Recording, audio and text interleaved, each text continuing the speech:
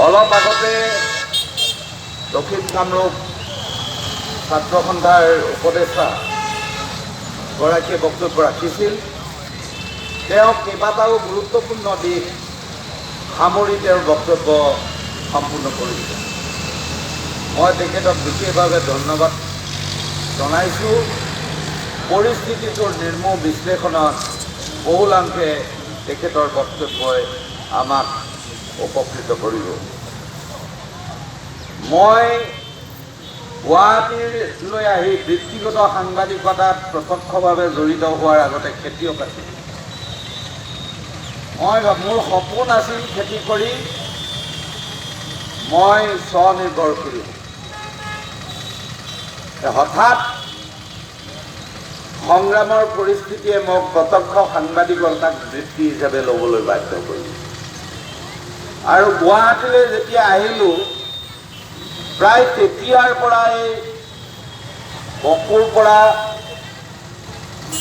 এই পলাশবাৰী, মিৰ্জা, আজাৰালী এই অঞ্চলটোত শৰতৰ এই স্নিগ্ধ জোনাকৰ নিৰ্মল যি বাতাবৰণ, মানুহে যে ৰাসৰ আনন্দ লয়, পূজাৰ আনন্দ লয়, তাৰ মাজত এটা কৰ্কট ৰোগ শক্তিৰ বিকাৰ আৰম্ভ হোৱাৰ কথা শুনি আহিছে।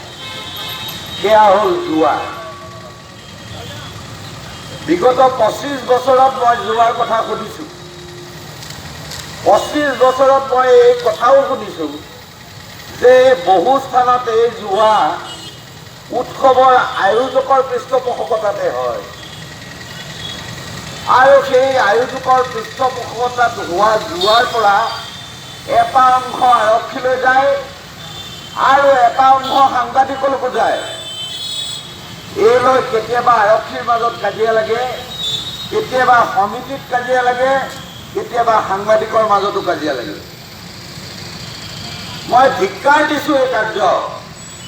আজি ৰাজহুৱা এই প্ৰতিবাদস্থলীত যে এটা কৰ্কট ৰোগেৰে এই গোটেই সমগ্ৰ অঞ্চলটোৰ বৌদ্ধিক যিটো বাতাবৰণ, য'ত মামণি ৰয়ছম গোস্বামীৰ দৰে ব্যক্তিত্বৰ জন্ম, এই অঞ্চলত আহি সভা কৰিবলৈ হ'লে মইনা গোস্বামীহঁতৰ আগত কথা ক'বলৈ হ'লে ভয় লাগে। অলপ আগতে মইনা গোস্বামীয়ে কৈ গৈছে, মই 20 বছৰমান আগতে মইনা গোস্বামীৰ সৈতে সভা কৰিছোঁ, তেতিয়াও মই বৰ খাইছোঁ। তেওঁ উদ্যোক্তা সমিতিখনকে কঠোৰ সমালোচনা কৰিছে সভাপতিৰ আসনৰ ওপৰত। সেই দৃশ্য, সেই বক্তব্য মোৰ মনত আছে।